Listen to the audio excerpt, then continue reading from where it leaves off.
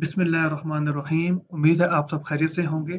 Biology series के lecture number 21 में आज हम डिस्कस करेंगे AIIMS and principles of classification. तो आइए आज की वीडियो को स्टार्ट करते हैं। सबसे पहले हम डिस्कस करेंगे क्लासिफिकेशन। क्लासिफिकेशन क्या होती है? तो classification is the arrangement of organisms into groups and सब ग्रुप्स, यानी कि ऑर्गेनिजम्स को ग्रुप एंड सब ग्रुप्स के अंदर अरेंज करना, उनको एक पर्टिकुलर पोजीशन देनी को हम क्लासिफिकेशन कहते हैं। और वो साइंस जो डील करती है क्लासिफिकेशन से, the science which deals with the study of classification is known as taxonomy, and Carl Linnaeus is considered as father of taxonomy. तो हम ये जो क्लासिफिकेशन करते हैं, इसकी जो बेसिस होती है वो है सिमिलैरिटीज एंड डिफरेंसेस, यानी कि कौन से ऑर्गेनिज्म एक दूसरे के साथ किस हद तक सिमिलर है और उनके अंदर कौन कौन से डिफरेंसेस हैं, इसकी बेस पे हम क्लासिफिकेशन करते हैं। आज तक जो बायोलॉजिस्ट हैं उन्होंने 2 मिलियन डिफरेंट ऑर्गेनिजम्स को आइडेंटिफाई किया है। उन 2 मिलियन ऑर्गेनिजम्स में जो एनिमल्स हैं उनका जो नंबर है वो 1.5 मिलियन है, और जो प्लांट्स है वो 0.5 मिलियन अभी तक बायोलॉजिस्ट ने आइडेंटिफाई कर लिए हैं। अब इस लार्ज नंबर ऑफ ऑर्गेनिज्म को अगर हमने स्टडी करनी है कि और उनको इजीली स्टडी करना है, इजीली उनको अंडरस्टैंड करना है, तो उसके लिए जो क्लासिफिकेशन है वो बहुत ज़्यादा ज़रूरी है।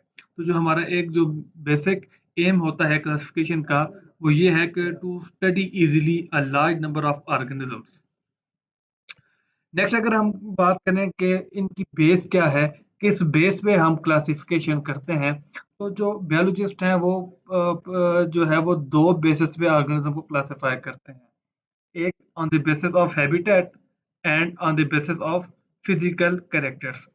हैबिटेट की बेस पे जो बायोलॉजिस्ट क्लासिफाई करते हैं, वो देखते हैं कि जो ऑर्गेनिज्म एयर के अंदर रहते हैं या सॉइल के अंदर रहते हैं या वाटर के अंदर रहते हैं, तो इस तरह ऑर्गेनिज्म को क्लासिफाई किया जाता है, या तो वो एयर के अंदर रहेंगे या सॉइल के अंदर या वाटर के अंदर।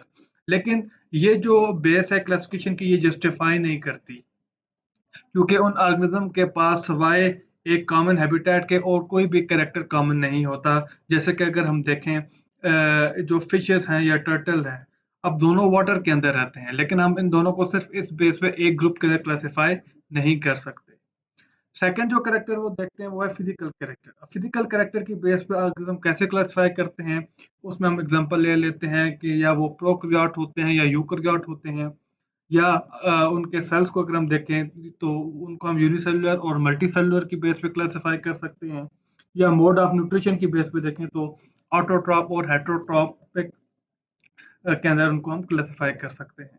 लेकिन जो मॉडर्न सिस्टम है वो जो है वो बेस करता है जेनेटिक्स के ऊपर, एनाटॉमी के ऊपर, फिजियोलॉजी के ऊपर एंड एवोल्यूशनरी हिस्ट्री के ऊपर।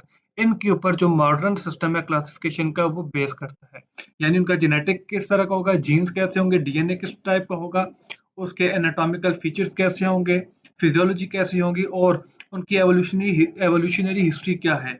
इस बेस पे अब हम क्लासिफिकेशन करते हैं। नेक्स्ट अगर हम देखें कि एम्स ऑफ क्लासिफिकेशन क्या है, यानी कि हम क्लासिफिकेशन करते क्यों है, उसका मकसद क्या होता है। तो number one, to find the similarities and differences, यानी ऑर्गेनिज्म के दरमियान सिमिलरिटीज को देखा जाए और डिफरेंसेस को देखा जाए। तो जितनी सिमिलरिटी होगी उनके अंदर, उनको एक ग्रुप के अंदर रखा जाएगा, और जितने डिफरेंस होगा उनको दूसरे ग्रुप में रखा जाएगा। इसके अलावा जो क्लासिफिकेशन का मकसद होता है वो ये देखा जाता है कि इनके अंदर एवोल्यूशन कैसे हो रही है, यानी वो सिंपल से कम्प्लेक्स की तरफ कन्वर्जन उनकी कैसे हो रही है, वो कैसे इवॉल्व हो रहे हैं, तो इसके लिए भी क्लासिफिकेशन की जाती है। Next, to study the endangered species. अगर हम क्लासिफिकेशन जब हम करते हैं तो हमें ये पता अंदाजा हो जाता है कि कौन कौन सी जो स्पीशी है वो इंडेंजर्ड हो गई है और किसको हमने प्रिजर्व करना है। Next, to express relationship based on common features. जब हम क्लासिफाई करते हैं तो हमें ये आइडिया हो जाता है कि किन किन स्पीशीज के अंदर जो कॉमन फीचर वो कौन कौन से हैं। Next, to name and place organism in proper group. Next हमारा एम ये होता है कि हम उसकी नेमिंग प्रॉपर कर सकें और उसको एक प्रॉपर ग्रुप में जिसके लिए वो सुटेबल है वहां पर उसको उसकी जगह जो है वो असाइन कर सकें। तो these are the aims of classification. Next हम स्टडी करते हैं द प्रिंसिपल्स ऑफ क्लासिफिकेशन, कि किन किन रूल्स के तहत हम लोग क्लासिफिकेशन करते हैं। तो नंबर वन ये है कि हम देखते हैं कि इनके अंदर जो अपरेंट सिमिलरिटीज है वो कौन कौन सी है, यानी कि दो ऑर्गेनिज्म के अंदर या दो से ज्यादा ऑर्गेनिज्म के अंदर कौन कौन सी सिमिलरिटीज मौजूद हैं। सेकंड हम देखते हैं कि if the organism have the homologous structure then they are placed in one group, यानी कि अगर उनकी जो बॉडी के जो पार्ट्स हैं उनका जो स्ट्रक्चर है वो सेम है, तभी हम उनको सेम कैटेगरी या सेम ग्रुप के अंदर रखेंगे। एंड नेक्स्ट, अगर उनके अंदर एनाटॉमिकल फीचर सेम है या उनकी एवोल्यूशनरी हिस्ट्री सेम है, तो तब भी हम उनको एक ग्रुप के अंदर रखते हैं।